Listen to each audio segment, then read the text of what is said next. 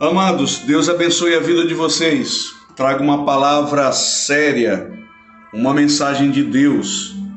E eu quero que você preste bem atenção e não desligue esse vídeo, mas você preste atenção até o final. Está aqui em Salmo de número 7, versículo 11, versículo 12 e versículo 13. É uma mensagem muito forte. É uma mensagem de Deus para tratar conosco, para nos curar, para nos sarar. Não é uma mensagem para massagear ego, é uma mensagem de cura, é uma mensagem de restauração.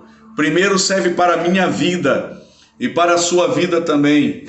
Se você abrir o seu coração para esta mensagem, como eu abri, eu tenho aberto, e clamado a Deus por misericórdia pela minha vida e chorado aos pés do Senhor em oração pelas madrugadas, pelas manhãs, final de noite, até mesmo em lugares em que estou sozinho com Deus e clamo pela sua misericórdia e peço perdão pelos meus pecados e choro aos pés da cruz pedindo ao Senhor que Ele tenha compaixão de mim, que Ele me perdoe os pecados, porque eu sou pobre, miserável, cego e nu. Eu careço da misericórdia e do perdão do Senhor. Preste atenção.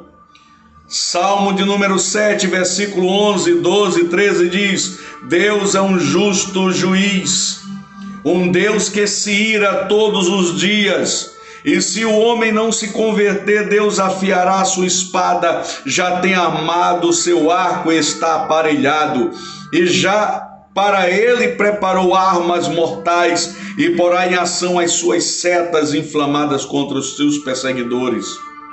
Ou seja, vamos ficar com o versículo 11 e 12, que diz que Deus é um juiz justo. Ou seja, Deus abomina o pecado, Deus odeia o pecado. E se nós pecamos, nos tornamos aquilo que praticamos. Não vá na conversa do diabo que distorce o sentido do amor de Deus. Nós sabemos que Deus amou o mundo de tal maneira que deu seu Filho para que todo aquele que nele crer não morra, mas tenha vida eterna. Deus ama o pecador. Mas nós não devemos ignorar a palavra de Deus num todo e não isolar uma parte das Escrituras e entender que ao mesmo tempo que Deus ele ama, nos ama, ao mesmo tempo Deus odeia e abomina e tem nojo e repulsa pelo pecado. E se nós vivermos uma vida de pecado, uma vida de desobediência a Deus, nós vamos atrair a ira de Deus, o nojo de Deus.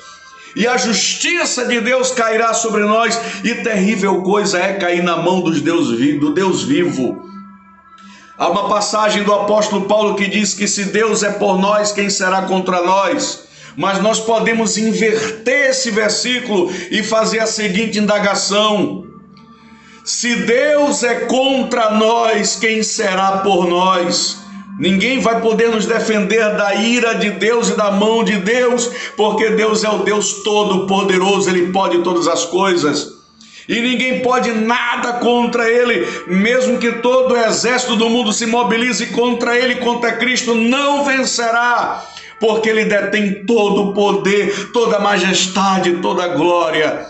Ainda que o Lúcifer, o inferno inteiro e todos os principados e potestades militem contra Deus, o sopro da boca de Deus os fulminará, porque Deus é o Deus Todo-Poderoso. Por isso nós devemos nos converter com lágrimas, não, como diz lá no livro de Joel: jejuar, orar, lamentar, chorar. É época de chorar, é época de lamentar pelos pecados, é época de se converter ao Senhor, é época de abandonar os pecados, é época de se voltar profundamente para Deus. Nós estamos vivendo dias que antecedem a vinda de Cristo. Nós estamos vivendo dias turbulentos no Brasil e no mundo.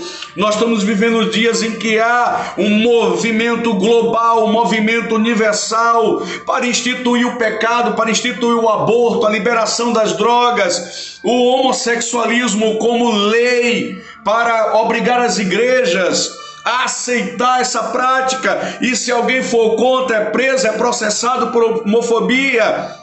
São leis que estão sendo aí feitas no mundo inteiro, a partir da ONU, a partir de todo o movimento que vem da Europa, que está crescendo no Brasil, para que você não tenha mais liberdade para defender as verdades das Escrituras, de que Deus criou a família, que Deus criou macho e fêmea, de que Deus é contra o pecado, de que Deus é contra tudo aquilo que o mundo está pregando como certo, é aquilo que Deus abomina, aquilo que Deus é contra, aquilo que Deus se ira, e Deus um dia trará juízo, julgará.